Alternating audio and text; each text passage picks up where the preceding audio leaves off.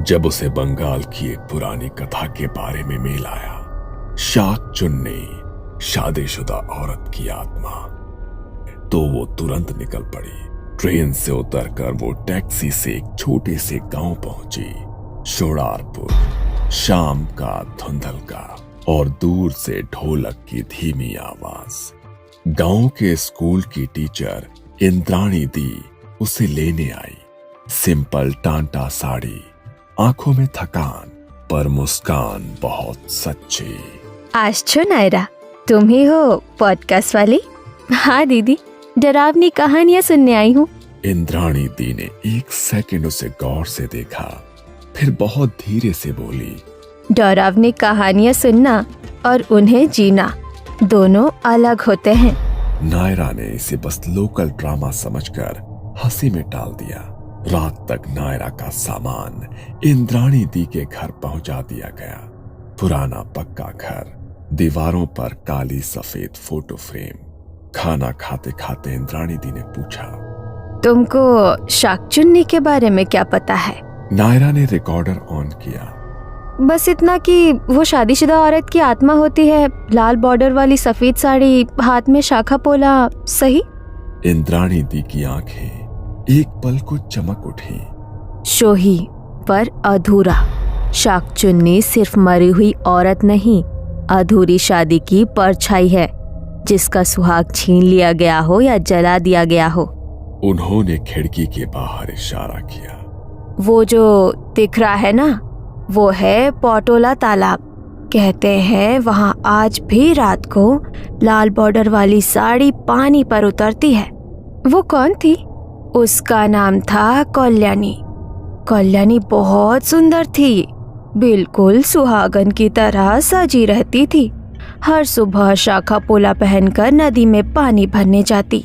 गांव के सब लोग कहते, भाग्यवान है, अच्छा घर मिला है। पर उसके घर के भीतर उसका पति चंदन उसे हर रात मारता पीटता था। दहेज, शौक, शराब, सब कुछ मिला के नर्क बना रखा था।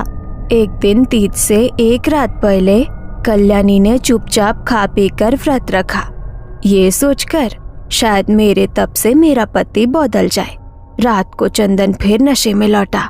उसने चिल्ला कर पूछा, किसके लिए सज धज के घूमती है तू? किससे नजर मिलाती है? लड़ाई बढ़ती गई। वो उसे घसीटता हुआ गांव के पीछे पाटोला तालाब तक ले गया। किसी ने देखा, किसी ने नहीं। बस इतना पता है कि उस रात तालाब के पानी में सिर्फ एक लाल बॉर्डर वाली साड़ी तैरती मिली और चंदन अगले ही दिन शहर भाग गया। 3 दिन तक कोई कल्याणी की लाश नहीं मिली। चौथी रात एक जवान बहू की चीख सुनाई दी। उसने कहा उसे तालाब के किनारे एक औरत दिखी, भीगी लाल बॉर्डर वाली साड़ी, बाल गीले और हाथों में चमकती शाखा पोला। उस दिन से गांव ने उसे नाम दिया शाक चुन्नी। वो क्या करती है? कहते हैं वो सुहागिन औरतों के शरीर में घुसकर उनकी जिंदगी चुरा लेती है। शंखा पोला पहनाकर उन्हें पानी की तरफ खींचती है ताकि वो खुद उनकी जगह जी सके। लाल बॉर्डर वाली साड़ी, पानी और भूत, परफेक्ट कंटेंट है मेरे शो के लिए। इंद्राणी दी ने पहली बार थोड़ा सख्ती से कहा, सुनो, रात में अकेले उस तालाब के पास मत जाना, खासकर अगर तुम कभी शादीशुदा रही हो। मैं सिंगल हूँ दी, नो वरीज। झूठ बोलते हुए उसकी आंखें एक सेकंड के लिए झपकी थी। उसका दिमाग झटके से उस रजिस्ट्रेशन ऑफिस में चला गया, जहां 2 साल पहले उसने और आर्यन ने चुपचाप कोर्ट मैरिज की थी, और फिर 1 साल बाद बिना किसी को बताए तलाक। ना कोई मंगलसूत्र, ना कोई शंखा पोला। उसे लगा शादीशुदा वाली कैटेगरी में तो नहीं ही आती अब मैं। इंद्राणी दी ने उसकी आंखों का वो पल भर का बदलाव देख लिया था, पर कुछ नहीं बोली। उस रात लगभग 11 बजे के आसपास नायरा चुपचाप निकल पड़ी। रिकॉर्डर, कैमरा, टॉर्च, सब तैयार। तालाब तक जाने वाली पगडंडी पर अंधेरा। पेड़ों के बीच से जुगनू की हल्की हल्की रोशनी दिख रही थी। दूर से मेंढकों की टर टर की आवाज। और साथ ही पानी की धीमी आवाज। उसने रिकॉर्डर ऑन किया। Day 1, 11 PM। मैं अभी पाटोला तालाब के पास हूँ। लोकल लोग कहते हैं यहाँ एक शाकचुन्नी रहती है जो लाल बॉर्डर वाली साड़ी पहनकर सुहागिन औरतों को पकड़ती है। वो अपने नरेशन में इतनी डूबी हुई थी कि उसे पता ही नहीं चला कि कब उसकी टॉर्च की रोशनी पानी की सतह पर आ गई। तालाब एकदम शांत था। अचानक पानी की सतह पर कुछ हल्का सा हिला। नायरा ने टॉर्च की रोशनी फोकस की। कुछ सेकंड के लिए उसे साफ लगा कि पानी के ऊपर लाल किनारी का कोई कपड़ा तैर रहा है। उसने टॉर्च और पास लाई। कपड़ा गायब। मे बी मेरी आंखें मुझे प्रैंक कर रही है। उसी समय पीछे पत्तों पर किसी के चलने की आवाज आई, धीमी, साड़ी के घिसटने जैसी। इंद्राणी दी। पीछे सिर्फ अंधेरा था, पेड़, छाया और हवा। वो वापस कैमरे की तरफ मुड़ी। लेंस में उसे अपने कंधे के पीछे एक पल के लिए लंबे गीले बालों का धुंधला सा प्रतिबिंब दिखा। वो झटका खाकर पलटी। फिर वही कुछ नहीं। उसकी दिल की धड़कन तेज होने लगी। इनफ फुटेज फॉर टुनाइट, उसने खुद से कहा और जल्दी जल्दी लौट आई। कमरे में लौटकर उसने बैग खोला SD कार्ड निकालने के लिए। जैसे ही उसने फ्रंट पॉकेट की चैन खोली, सफेद टाइल पर दो चीजें लुढ़क कर रुकी। एक सफेद शंखा और एक लाल पोला। शंखा पोला की चूड़ियां। वो कुछ सेकंड घूरती रही। ये मेरे बैग में कैसे आए? उसने उन्हें हाथ में उठाया। चूड़ियां हल्की सी ठंडी थी, जैसे अभी अभी पानी से निकाली गई हो। उसी समय दरवाजे पर दस्तक हुई। इंद्राणी दी ने अंदर झांक कर देखा और तुरंत उसकी हथेलियों पर नजर गई। उनका चेहरा एकदम सफेद पड़ गया। ये तुम्हें कहाँ से मिले? मैंने तालाब से लौटकर अभी बैग खोला, खुद ही थे पॉकेट में। आपके हैं क्या? इंद्राणी दी ने बिना जवाब दिए तेजी से आगे बढ़कर उसके हाथों से चूड़ियां छीन ली, कपड़े में लपेटी और दीवार पर रखे हुए छोटे से देवघर के पास रख दी। तुमने कहा था तुम सिंगल हो। मैं थी शादीशुदा, अब नहीं हूँ, पर ये सब इरेलेवेंट है ना? इंद्राणी दी की आंखों में अजीब सा गुस्सा और डर मिला हुआ था। शाकचुन्नी के लिए इरेलेवेंट नहीं है। उसके लिए तुम अभी भी कभी की हुई सुहागिन हो। तुमने वादा तोड़ा है नायरा, अपने बारे में और उससे भी। उससे कौन? जो पानी में रहती है और जिसकी चूड़ियां अब तुम्हारे हाथों में थी। रात उस कमरे में अचानक बहुत भारी लगने लगी। उस रात नायरा को नींद बहुत देर से आई और जब आई तो सीधे तालाब के किनारे वो सपने में खुद को देख रही थी, लेकिन साड़ी में, सफेद साड़ी, लाल बॉर्डर, बाल तेल लगे हुए, पीछे की चोटी, मांग में सिंदूर। वो पानी में खुद का चेहरा देखती है, पर चेहरा उसका नहीं, किसी औरत का, कल्याणी जैसा। पीछे से एक कर्कश आवाज सुनाई देती है। किसके लिए सज धज के घूमती है तू? मैंने कुछ नहीं किया, वो मैंने व्रत रखा है तुम्हारे लिए। चंदन उसे बालों से पकड़कर घसीटता है। उसकी चूड़ी टूटती है, पानी की सतह काली दिखने लगती है। अचानक सपने का एंगल बदल जाता है। अब वो ऊपर से देख रही है। वो देखती है कि एक लाल सफेद साड़ी वाला शरीर पानी में धकेला जा रहा है। हाथ ऊपर की तरफ उठे हैं, उंगलियों में शंखा पोला चमक रहे हैं। जैसे ही शरीर में पानी समाता है, तालाब की गहराइयों में एक और चेहरा खुलता है, पीला, सूजा हुआ, पर आंखों में सिर्फ एक शब्द, धोखा। तू भी धोखा देगी? एक आवाज सीधे नायरा के कान के पास आती है। तू भी कहेगी मैं सिंगल हूँ, जबकि तेरी मांग में कभी सिंदूर पड़ा था, जब तूने कभी फेरे नहीं लिए पर कानून के कागज पर पत्नी लिखवाया था। नायरा नींद से झटके से उठ बैठती है, गला सूखा हुआ, माथे पर पसीना। कमरे के कोने में उसे लगा जैसे किसी की सिलुएट खड़ी है, लंबे बाल, थका हुआ सिर। उसने टेबल लैंप ऑन किया। कोना खाली था। दीवार पर घड़ी ने 3 बार टन टन किया। रात के 3 बजे। अगले दिन इंद्राणी उसे मंदिर ले गई। पुजारी हराधन पंडित। पंडित जी, ये शौहर से आई है, कहानियां रिकॉर्ड करने, शाकचुन्नी के बारे में सुनने। कल रात पोटोला तालाब के पास भी गई थी। रात में? कंटेंट के लिए जाना पड़ा, पर मैं सेफ हूँ। शंखा पोला दिखे तुम्हें? हाँ, मेरे बैग में। पंडित ने तुरंत मंत्र बड़बड़ाए और छोटा सा लाल धागा उसके हाथ पर बांध दिया। ये रखो, रात को बार बार आवाज आए तो जवाब मत देना। नाम लेकर कोई बुलाए तो भी मत जाना। शाकचुन्नी नाम लेकर बुलाती है, समझी? ये सब सुनकर नायरा को एक अजीब सी मिक्स फीलिंग आई। आधा डर, आधा क्यूरियोसिटी। दूसरी रात नायरा ने तय किया कि वो कमरे से बाहर नहीं जाएगी। उसने इस बार बस ऑडियो माइक ऑन कर दिया।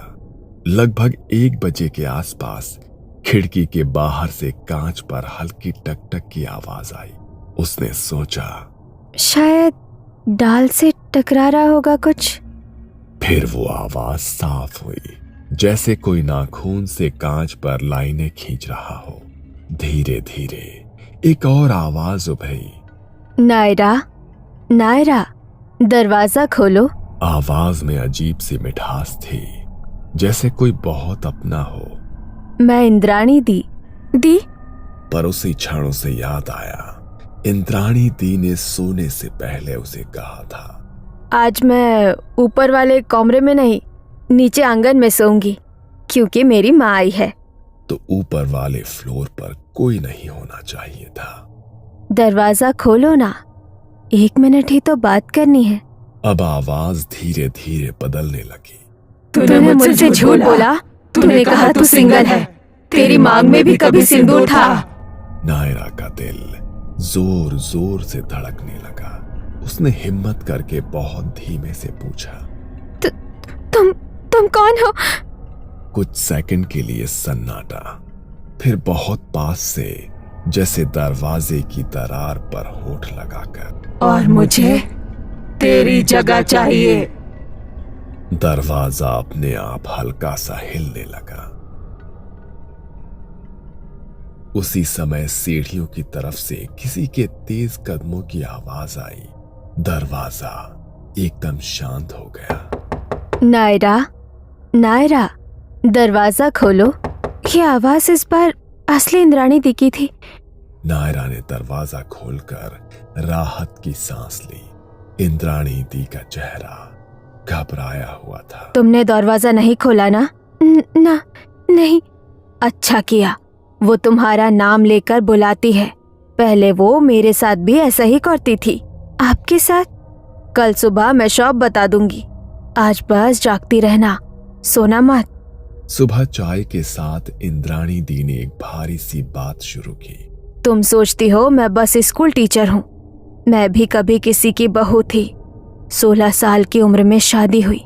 ससुराल में रोज ताने, रोज मारपीट। एक रात मेरे पोते ने भी मुझे तालाब की तरफ घसीटा, ठीक वहीं जहाँ कल्याणी मरी थी। नायरा का गला सूख गया। फौरक ये रहा कि मुझे किसी ने पीछे से पकड़कर खींच लिया, किसी औरत ने। मैंने मुड़कर देखा, भीगी हुई लाल बॉर्डर वाली साड़ी, हाथ में शाखा पोला, पर चेहरा धुंध में छिपा हुआ। उसने कहा, तू मर मत अभी, तू जिंदा रह। तू देख इन मर्दों का क्या हाल होगा। मुझे लगा स्वप्न है, पर अगले ही दिन मेरे पति की लाश तालाब में मिली। इंद्राणी दी की आंखों में नमी आ गई। तब से मैं जिंदा हूँ, पर अकेली। गांव वालों ने कहा ये घर शापित है, पर मुझे पता है किसी ने मुझे बचाया था। कल्याणी सिर्फ पूरी आत्मा नहीं है नायरा, वो हर उस औरत का गुस्सा है जो चुपचाप मार दी गई। नायरा ने धीरे से पूछा, तो आप उसे रोकती क्यों हैं? क्यों कहती है तालाब मत जाना? इंद्राणी दी ने उसके हाथ की तरफ इशारा किया, जहां लाल धागा बंधा था। हर औरत को उसकी जगह देने के लिए शरीर जरूरी नहीं है। कुछ औरतें बस कहानियां बनाकर भी जिंदा रह सकती है। अगर हर कोई शाकचुन्नी बनी फिरती तो दुनिया में कोई औरत बचती नहीं। मैं चाहती हूँ तुम सिर्फ उसकी कहानी सुनो, उसकी जगह मत बनो। शाम को मंदिर में छोटी सी आरती थी। हराधन पंडित ने नरम आवाज में कहा, आज रात एक खास पूजा है। गांव के पास देवी के नाम पर दीपदान। तुम रिकॉर्ड कर लो, अच्छा कंटेंट मिलेगा। नायरा नहीं जाएगी, आज नहीं। पंडित ने उन्हें अलग ले जाकर कुछ फुसफुसाया जिसमें शाकचुन्नी, शांत, बलि जैसे शब्द सुनाई दिए। नायरा को बस इतना समझ आया कि दोनों किसी डील की बात कर रहे थे। रात को किसी ने धीरे से नायरा के कमरे की खिड़की पर दस्तक दी। नायरा ने दरवाजा खोला। मेरे साथ चलो। कहाँ? तालाब। आज शॉप खत्म हो सकता है। पंडित कह रहे हैं अगर आज एक मजबूत माध्यम मिले तो कल्याणी की आत्मा को हमेशा के लिए बांध सकते हैं ताकि वो किसी को नुकसान न पहुंचा सके। मजबूत माध्यम यानी तुम। रात के 12 बजने वाले थे। तालाब के चारों तरफ दिए जल रहे थे। पुरानी बंगाली आरती की धीमी आवाज हवा में तैर रही थी। हराधन पंडित बीच में एक चौकी पर बैठा था। सामने बड़ा सा पीतल का कलश जिस पर लाल कपड़ा और कुछ सफेद चूड़ियां रखी थी। आओ बैठो। नायरा को चौकी के सामने बिठा दिया गया। उसके हाथों में जबरन वो शंखा पोला पहनाए गए जो कल रात उसके बैग में मिले थे। ठंडी चूड़ियों ने उसकी कलाई को जैसे जकड़ लिया। ये क्या है? तुम बस माध्यम हो। हम कल्याणी को तुम्हारे अंदर बुलाएंगे और फिर इस कलश में बांध देंगे। बस थोड़ी देर सह लेना। इंद्राणी दी एक कोने में खड़ी सब देख रही थी। पंडित तेज आवाज में मंत्र पढ़ने लगा। तालाब का पानी हल्का हल्का हिलने लगा जैसे हवा तेज हो गई हो। नायरा को अपने कानों में फुसफुसाहट सुनाई देने लगी, कई औरतों की एक साथ। मुझे धक्का दिया गया था, मेरे गले में फंदा डाला गया, मेरे पेट में बच्चा था। मुझे कहा गया चुप रहो वरना घर की इज्जत चली जाएगी। ये सब आवाजें उसके सिर के अंदर गूंजने लगी। पंडित और ऊंची आवाज में मंत्र पढ़ने लगा। आसपास की सभी शाकचुन्नी आत्माएं इस माध्यम में प्रवेश करो, फिर मेरे आदेश से इस कलश में कैद हो जाओ। नायरा को लगा कि जैसे कोई उसके सीने पर बैठ गया हो। सांसें भारी, आंखें धुंधली। अचानक उसके होठ अलग हुए और उसके मुंह से उसकी नहीं किसी और की आवाज निकली। तू हमें फिर से कैद करना चाहता है? हाँ, तुम सबको, ताकि तुम मर्दों को मारना बंद करो। तुमने बहुत आजादी ले ली है, अब तुम्हें फिर से बांधा जाएगा और चाबी मेरे हाथ में होगी। ये सुनकर नायरा के अंदर वाली आवाज हंस पड़ी। तो असली दानव तुम हो हराधन। तुम ही तो हर साल किसी ना किसी औरत को बलि कहकर तालाब तक बुलाते हो ताकि उसके डर से सारे गांव की औरतें तुम्हारे आगे झुके, तुम्हें भगवान माने। तुमने मेरे साथ भी यही करना चाहा था ना? मुझे शांत कराने की पूजा में बिठाया था ताकि मैं जिंदगी भर तुम्हारे डर में जीती रहूं। पंडित गुस्से से तिलमिला उठा। चुप! तुम सब औरतें बस शरीर हो जिन्हें हम अपनी मर्जी से भरे या बांधे। आज ये लड़की, ये पॉडकास्ट वाली, तुम सबका नया कैद खाना बनेगी।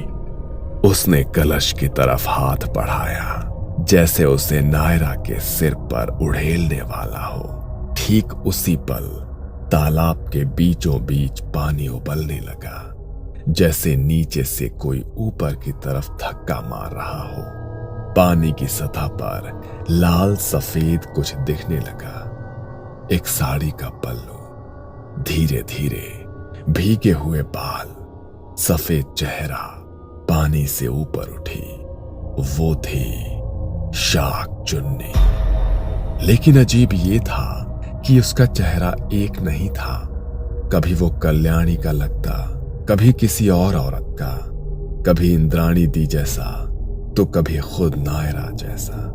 जैसे वो एक नहीं सैकड़ों औरत की मिली जुली परछाई हो। नायरा के भीतर कुछ क्लिक हुआ, जैसे कोई पुराना ताला खुल गया हो। उसे महसूस हुआ कि वो डर नहीं रही, वो गुस्सा महसूस कर रही है। उसने होठों से फिर वही गूंजती आवाज निकाले। हमने सोचा था हमारी कहानी सुनकर लोग औरतों पर जुल्म बंद करेंगे, पर तुमने तो हमारी कहानी का भी बाजार बना लिया। बलि, पूजा, डर, धंधा। पंडित ने मंत्र और तेज कर दिए। कलश उठा लिया। तुम्हें मेरे आदेश मानने ही होंगे। नायरा अचानक खड़ी हो गई। कलाई पर बंधा लाल धागा खुद ब खुद टूटकर जमीन पर गिर गया। उसकी आंखों में हल्की सी चमक थी। तुम सोचते हो कि तुम हमें कैद कर सकते हो?